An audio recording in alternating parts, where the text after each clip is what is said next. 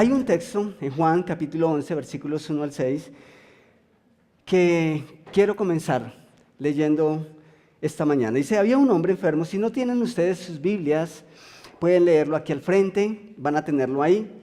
Dice que había un hombre enfermo llamado Lázaro, que era de Betania, el pueblo de María y Marta, sus hermanas. María era la misma que ungió con perfume al Señor y le secó los pies con sus cabellos. Los dos hermanos mandaron a decirle a Jesús, Señor, tu amigo querido está enfermo. Ahora, eso no fue un título que inventó Marta y María para su hermano. La Biblia dice que definitivamente Dios o Jesús amaba a Lázaro. Dice, cuando Jesús oyó esto, dijo, esta enfermedad no terminará en muerte, sino que es para la gloria de Dios, para que por ella el Hijo de Dios sea glorificado. Jesús amaba a Marta, a su hermana y a Lázaro.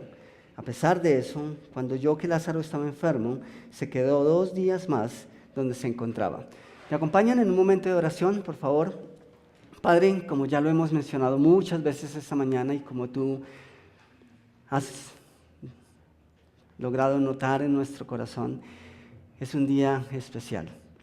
Es un día especial porque es el día en que venimos como familia unidos delante de ti a escucharte, pero también a expresarte a través de la música, de nuestro servicio, nuestro tiempo, la gratitud de nuestro corazón.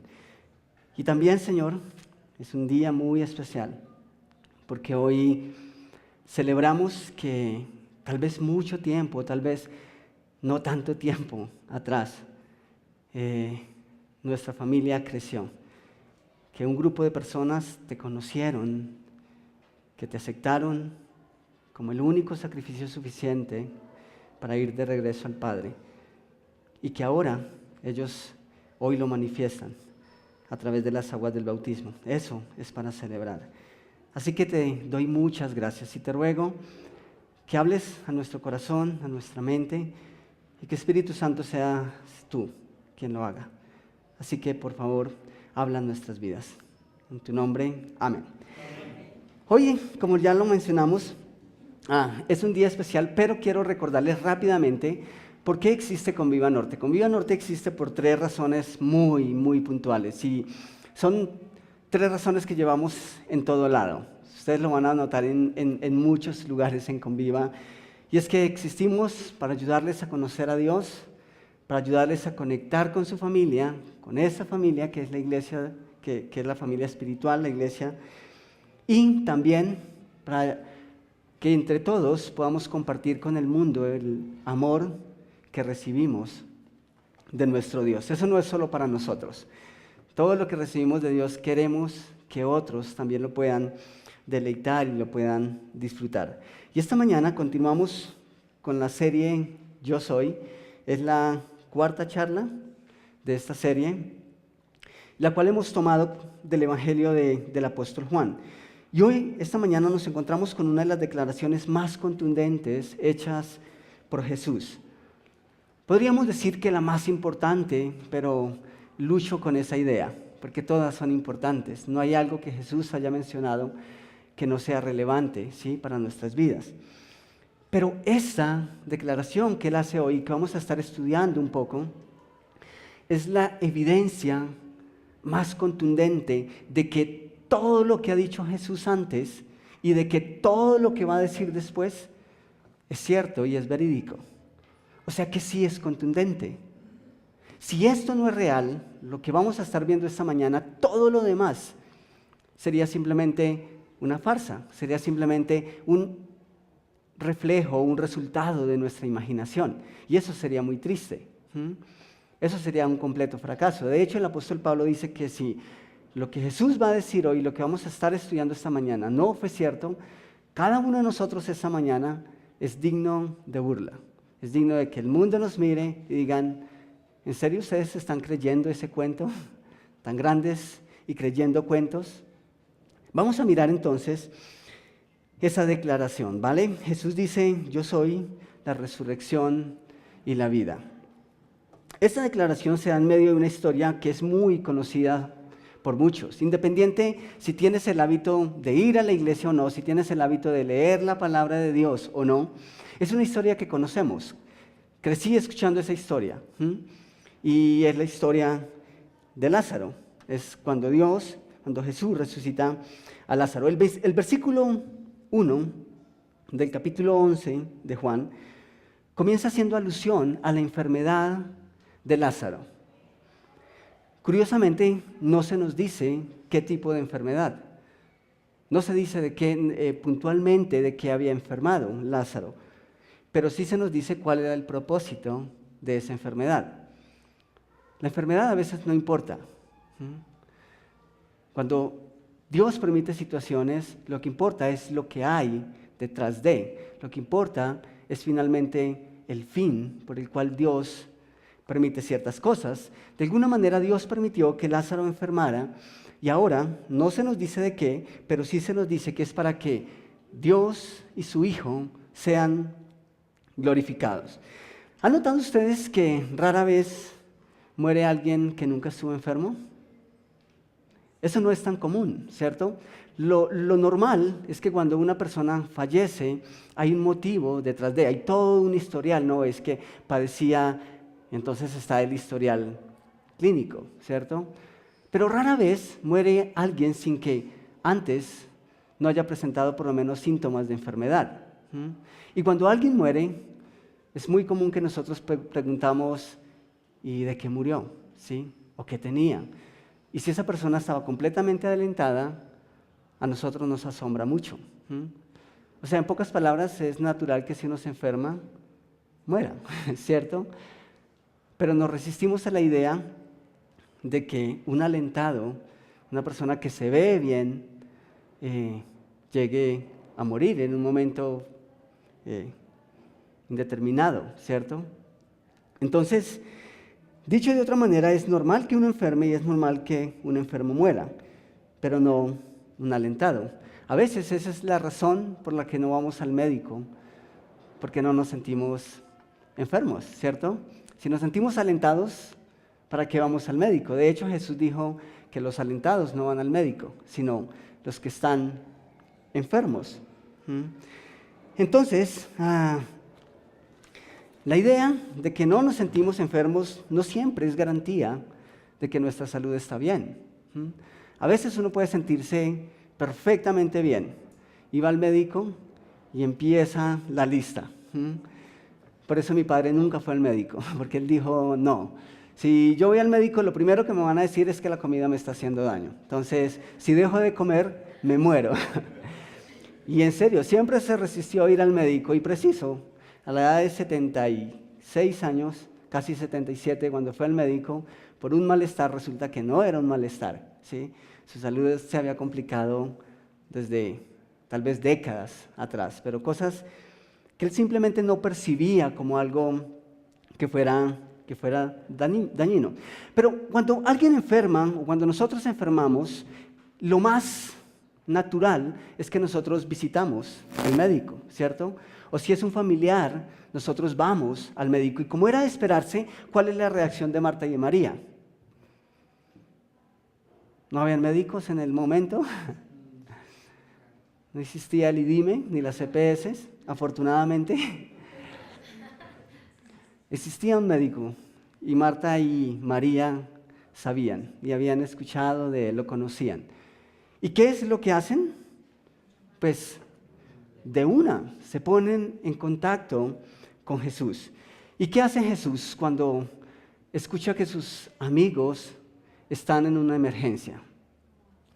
Corre, ¿cierto? Porque si hay una necesidad a las 2 de la mañana, el pastor tiene que estar disponible. Es interesante lo que hace Jesús. No me estoy escabullando.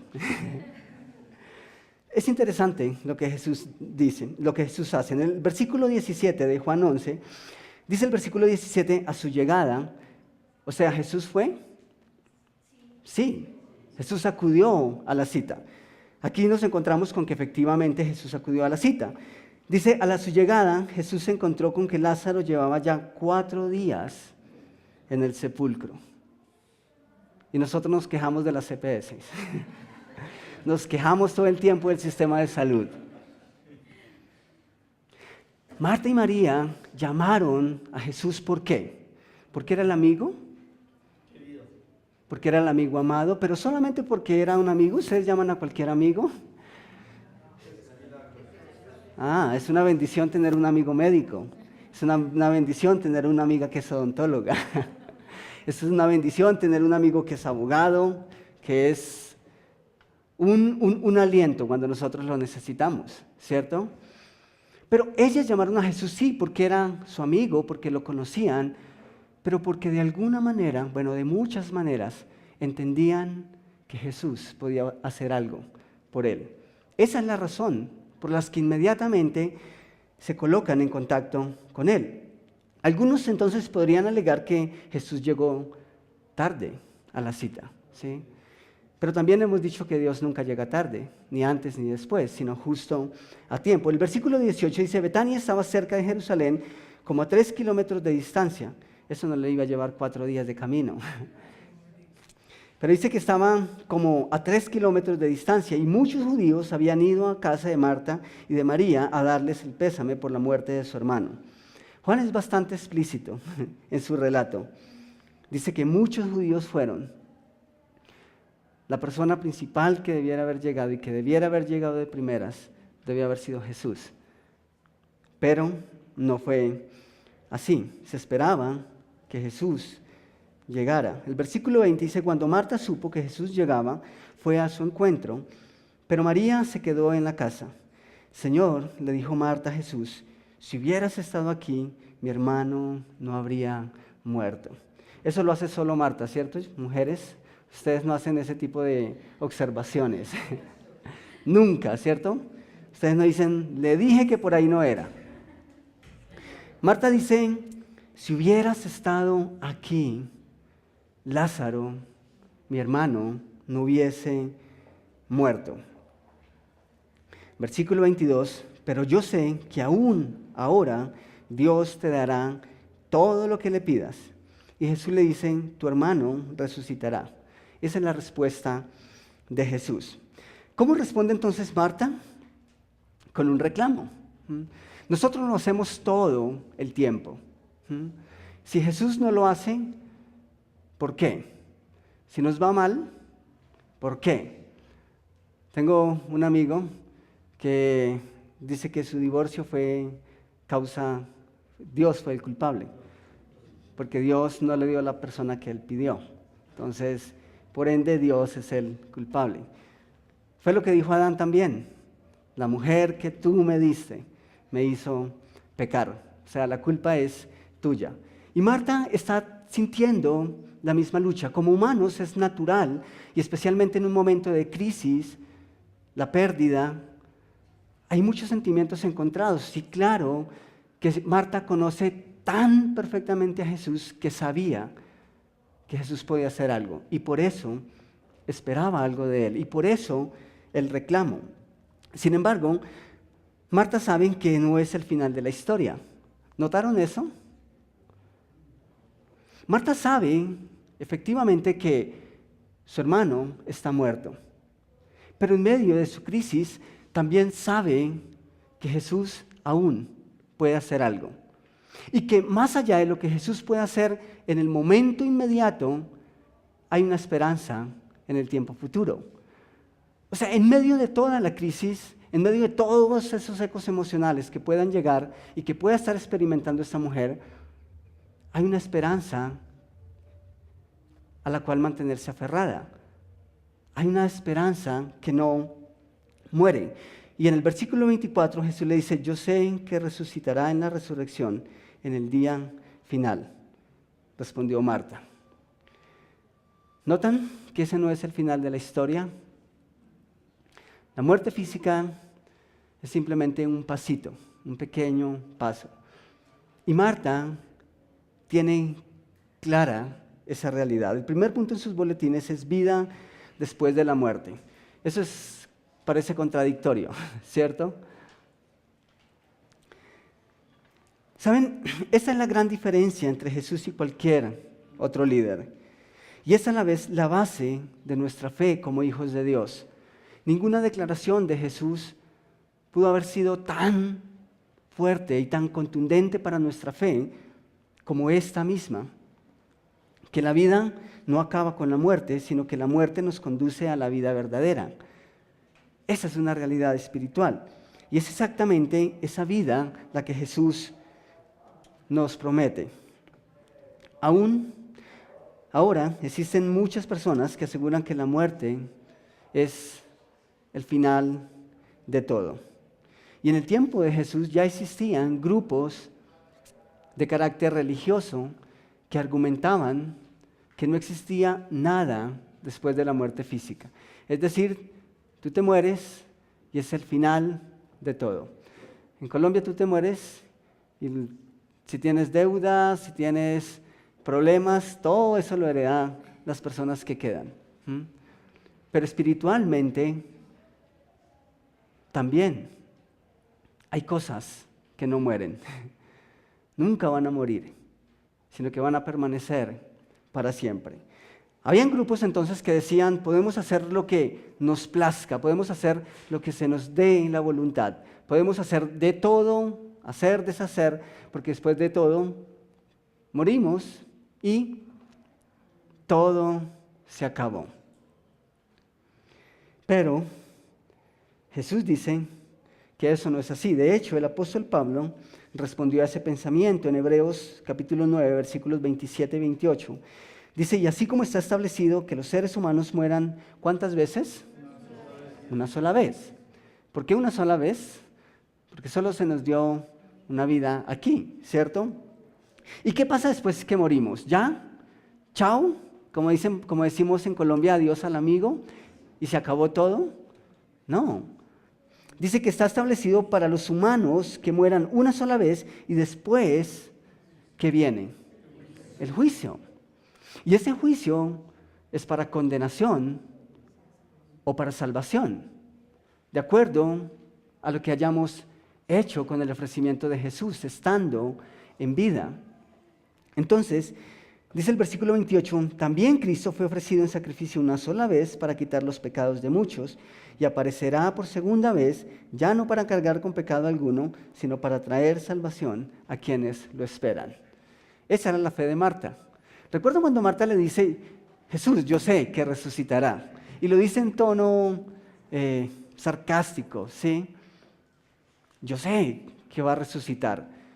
Yo sé que la vida, como la conocemos aquí, no es el final de la historia. Yo sé que Él va a resucitar algún día. Pero Jesús le dice, no, Él va a resucitar y lo voy a hacer ahora. Yo sé que tienes esa fe puesta en el futuro y eso va a ocurrir, pero Él va a resucitar ahora mismo. La declaración de Marta es verídica y está amparada por las palabras de Jesús. En los versículos siguientes de Juan capítulo 11, versículos 17 al 27, versículo 25, dice, Jesús le dijo, yo soy la resurrección y la vida. El que cree en mí vivirá aunque muera. Y todo el que vive y cree en mí no morirá jamás. ¿Crees esto? Sí, Señor. Yo creo que tú eres el Cristo, el Hijo de Dios, el que había de venir al mundo. Marta, María, Lázaro habían creído en Jesús. Su esperanza estaba puesta en la persona correcta. Pero noten lo que Jesús dice, yo soy la resurrección y la vida. Punto número 2 en sus boletines, la resurrección precede a la vida. O sea, nosotros creemos que estamos vivos mientras respiramos, y eso está bien. Pero espiritualmente hay una historia diferente. Esta semana, mientras leía para la charla, tuve que recordar una historia de mi niñez, de mi infancia. Siempre estoy contando historias de mi infancia. Esta semana Natalia dice, tú siempre tienes historias, ¿por qué? Bueno, tengo un poco de memoria. Pero esta semana, mientras estudiaba para la charla, recordé una de las experiencias tal vez más difíciles en mi niñez. Yo tendría unos 3, 4 años, vivíamos en el campo y había escuchado antes que una vecina, una persona muy, muy allegada a mi familia, había enfermado, pero lo único que sabía era eso. En ese entonces y en el campo, al niño le ocultaban muchísimas cosas. No querían que el niño fuera a meter cucharada después en las conversaciones de los adultos. Entonces, habían conversaciones que eran muy, muy privadas. Yo no es que fuera chismoso, ellos hablaban fuerte. Y escuché que esa señora había enfermado y llevaba mucho tiempo padeciendo de salud. Y una mañana yo me desperté, salí y vi a toda mi familia, estaban los vecinos, y el ambiente era diferente. No podía, sabía que algo extraño estaba ocurriendo, pero no podía saber a ciencia cierta la profundidad de las cosas. Después me enteré que esta señora que había estado enferma tanto tiempo había muerto. Y la forma en cómo las personas adultas se referían al episodio de la muerte me trajo muchos traumas. Fue la primera vez que yo comprendí que uno podía morirse. O sea, fue la primera vez que siendo un niño entendí que teníamos la opción de morirnos. Y cada noche, después de esa experiencia, cada noche cuando yo iba a dormir, iba a la cama, empezaba a imaginar cosas. Lo que más imaginaba era que mamá moría, ¿sí? Y no era solamente mi mamá, imaginaba que mi papá moría, que un hermano moría, y me hacía todo unas películas cada noche. Obviamente, siendo un niño de 3, 4 años, eso para mí era muy, muy fuerte. Y tuve que luchar con eso por muchos días. Yo recuerdo dando vueltas en la cama y llorando porque mi mamá había muerto. Eso me trajo muchos problemas, siendo un niño. Pero cuando uno llega al colegio, llega a la edad del colegio, le enseñan que el ser humano nace, crece, se reproduce y luego ¿qué pasa? Muere. Cuando llegué al colegio no fue tan difícil asimilar esa realidad, pero mucho tiempo después, paradójicamente, fue mi mamá la que me enseñara una verdad que sería mucho más impactante que la primera, mucho más impactante que entender que uno se podía morir. En Efesios capítulo 2, versículos 1 al 2, el apóstol Pablo escribe: en otro tiempo ustedes estaban muertos en sus transgresiones y pecados, en los cuales andaban conforme a los poderes de este mundo, se conducían según el que gobierna las tinieblas, según el espíritu que ahora ejerce su poder en los que viven en la desobediencia. ¿Notaron eso? ¿Notaron esa realidad? O sea, nosotros nacemos muertos. ¿Esto tiene sentido? Parece contradictorio, ¿cierto? Pero espiritualmente nosotros nacemos muertos. Muertos espiritualmente. Muertos espiritualmente significa que somos o que estamos imposibilitados o que es imposible tener una relación con Dios. Eso es estar muerto espiritualmente. Estar muerto espiritualmente significa que hay una separación entre Dios, que es santo, y el hombre, que es pecador. Porque como expresa el apóstol Pablo, dice que estábamos muertos en nuestros delitos y pecados. Nacimos en esa condición, separados de Dios, muertos espiritualmente. ¿Entienden ahora por qué Jesús dice: yo soy la resurrección? Porque si estamos muertos espiritualmente, necesitamos nacer. Y luego de esa resurrección, ¿qué hay? Vida. Hay una vida verdadera, una vida en abundancia, que podemos comenzar a disfrutar desde ahora y para siempre. Por eso Jesús dice: yo soy la resurrección y la vida. La muerte espiritual significa la incapacidad del ser humano por entender y por agradar a su Dios. Significa que nacemos privados de la vida tal y como Dios la planeó desde el principio. Esa es la condición en la que todos nacemos. Algunos nacemos, crecemos, renegamos de la vida, cuestionamos a nuestros padres, por qué nos trajeron al mundo, cuestionamos el mundo, el sistema. Pero es que esta vida no es como Dios la planeó. Esta vida es lo que en medio de todo nosotros hemos hecho, por nuestra propia condición.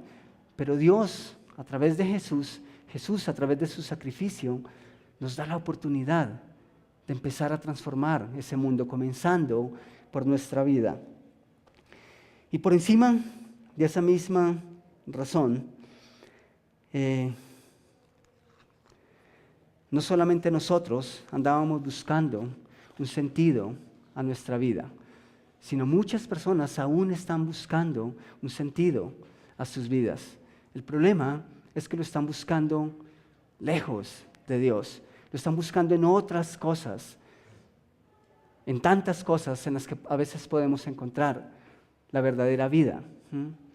A veces pensamos que solucionar el sistema, que si el gobierno es diferente, que si los líderes de la iglesia son diferentes, que si tan solo el ser humano fuera diferente, entonces pudiésemos disfrutar una verdadera vida. No. Jesús dice, yo soy la resurrección y la vida. Cuando tú me conoces, tu vida puede ser diferente. ¿Por qué? Porque vas a empezar a conocer la verdadera vida, como yo la planeé desde el principio. Entonces, debemos resucitar primero. Y eso es justo lo que Jesús nos ofrece. Jesús hace énfasis en esa realidad al señalar que primero es la resurrección y luego viene la vida. Antes no teníamos vida, pero Él tiene el poder para resucitarnos, para que desde ahora y hacia el futuro podamos tener la verdadera vida. ¿Queremos asegurarnos de vivir? Necesitamos resucitar, ya que estamos muertos espiritualmente. El apóstol Pablo dice, en otro tiempo ustedes estaban muertos. ¿Para quién aplica eso? Todos estábamos muertos, pero Pablo dice ustedes, refiriéndose a las personas que en un momento de sus vidas entendieron y abrazaron el sacrificio de Cristo en la cruz. Así que Pablo dice, ustedes estaban muertos en delitos y pecados. Ahora, no.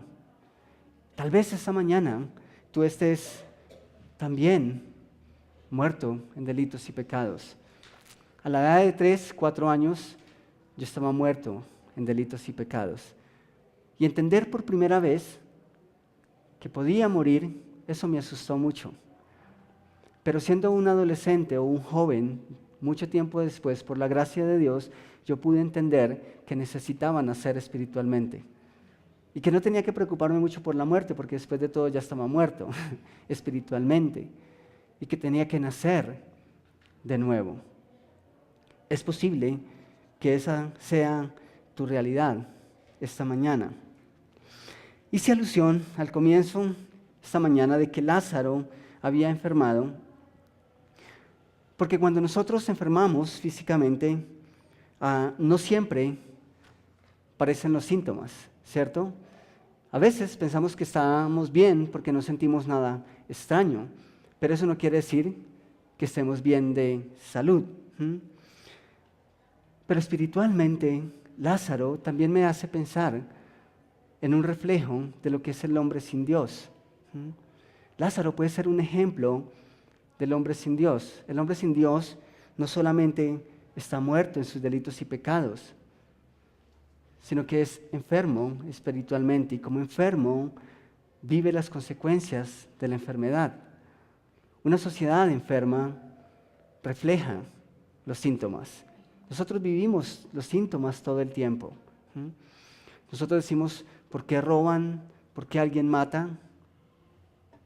¿Por qué hay tanto crimen? ¿Por qué hay tanta maldad en el mundo? Precisamente por eso. Porque el hombre, porque la sociedad está enferma. Y si Lázaro primero enfermó, me hace pensar cómo es una sociedad enferma, sin Dios.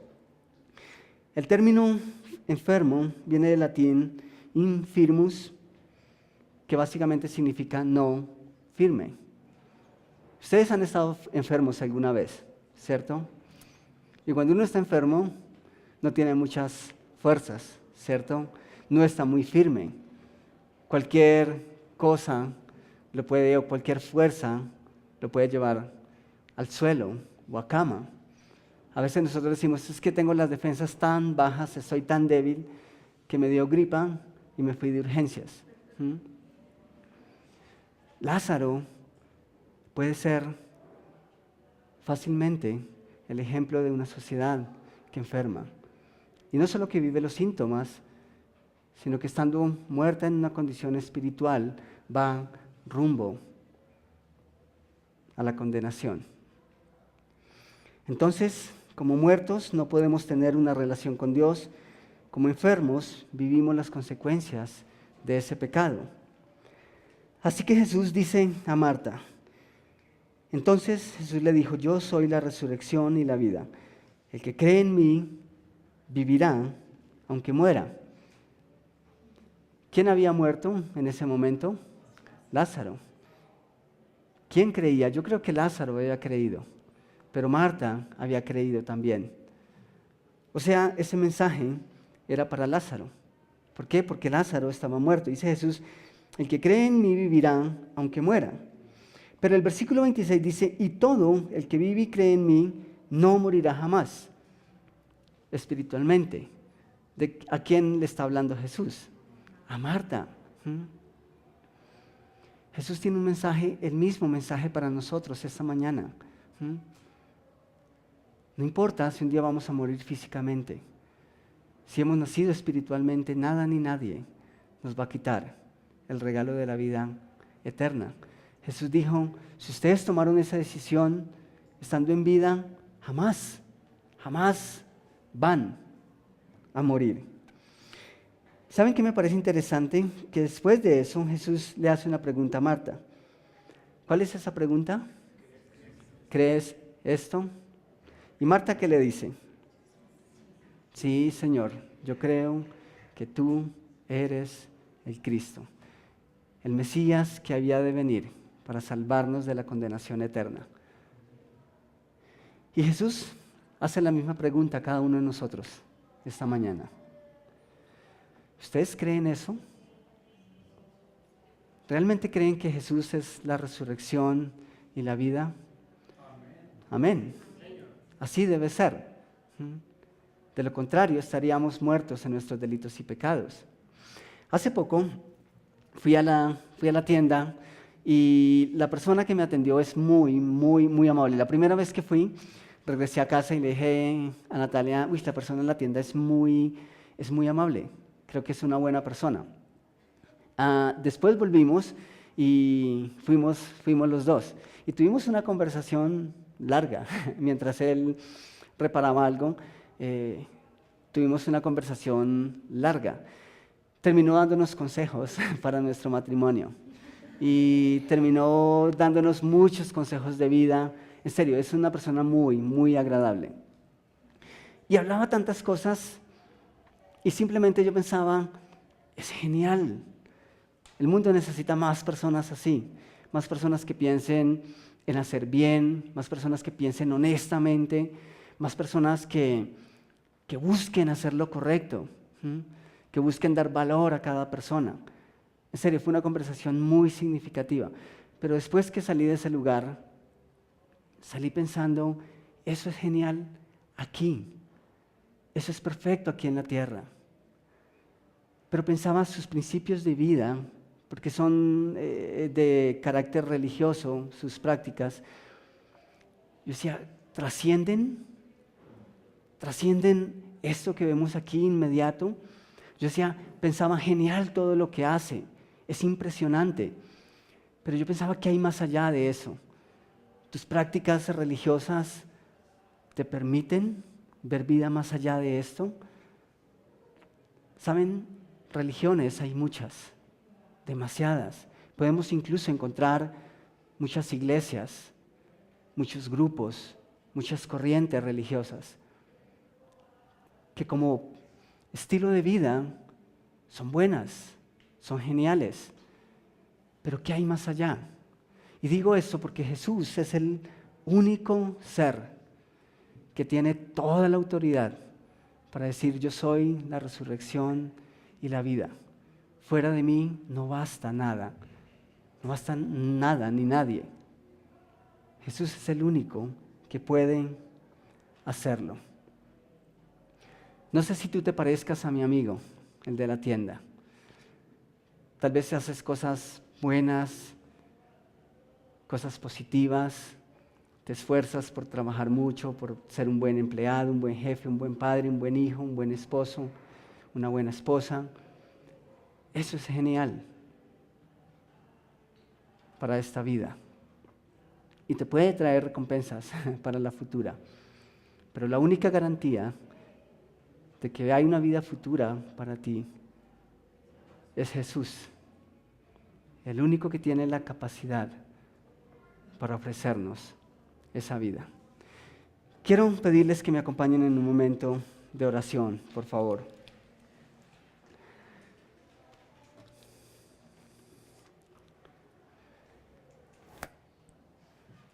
Vivimos una sociedad en la cual es evidente la ausencia de Dios, la ausencia del temor a Dios. Y a diferencia de cuando nos sentimos o estamos enfermos físicamente, esos síntomas sí se notan. Todo el tiempo los experimentamos, todo el tiempo los vemos. Y a veces nos preguntamos por qué simplemente la vida no puede ser diferente.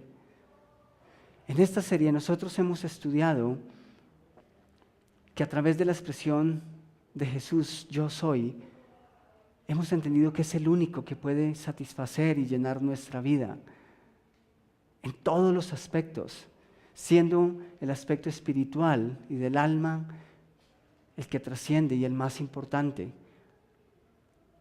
No importa lo que hagamos aquí en vida, no importa qué podemos hacer para transformar esa sociedad o para evitar esa enfermedad o esos síntomas. Todo eso es vano si Jesús no empieza la obra en nuestro corazón, en cada uno de nosotros. Todo eso es vano si nosotros no permitimos que Jesús empiece por el principio. Y el principio lo damos nosotros.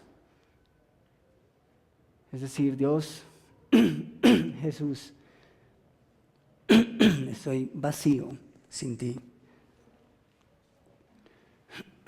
No puedo continuar. No puedo continuar buscando, tratar, llenar mi vida con cosas que no la van a llenar finalmente. Pero aún hay una pregunta más fuerte y más profunda. ¿Estás seguro o estás segura que cuando mueras, al igual que Lázaro, vas a resucitar y que te vas a encontrar con Dios? Marta, en medio de todo, estaba tranquila porque esa esperanza permanecía. ¿Tú estás tranquilo? ¿Estás tranquila?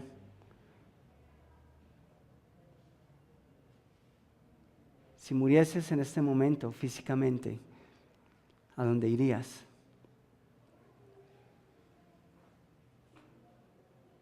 Si no has aceptado a Cristo como tu Salvador personal, las Escrituras declaran que tendrás que enfrentar un juicio en el que vas a estar condenado de por vida, separado de Dios de por vida, toda la eternidad. Pero que si abres tu corazón a Jesús, cuando llegue ese momento del juicio, Jesús va a decir: yo pagué por él, yo pagué por ella. No hay condenación.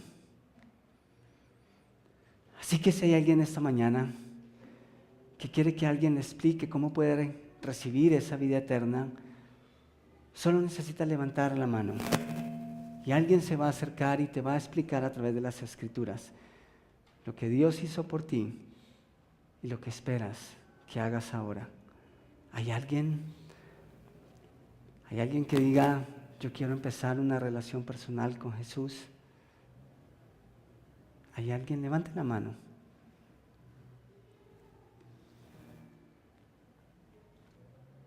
Amén. Puedes bajar la mano. ¿Hay alguien más?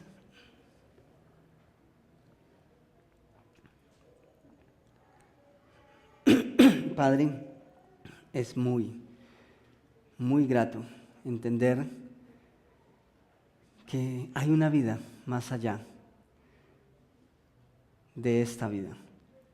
Y esta vida a veces es dolorosa, a veces cansa, a veces es incomprensible, pero es grato saber que este no es el final de la historia. Es grato saber que podemos recibir la vida eterna y pasar toda una eternidad contigo, en la vida que es perfecta, porque es la vida que tú planeaste desde el principio, y no esta vida que hemos tratado de construir con nuestras propias fuerzas y con nuestras propias manos. Muchas gracias, porque como Marta y como Lázaro, nosotros esta mañana podemos decir, yo sé, sabemos que vamos a pasar una eternidad contigo. Sabemos que hay una vida perfecta reservada para nosotros. Y por ahora, danos el valor, danos la fuerza que necesitamos, entre tanto que tú vienes por tu iglesia. Te ruego que en este caminar nosotros podamos honrarte, que podamos parecernos cada día más a ti y que esta familia, que es tu familia, que son tus hijos, cada vez sea más y más grande. En el nombre de tu Hijo, amén y amén.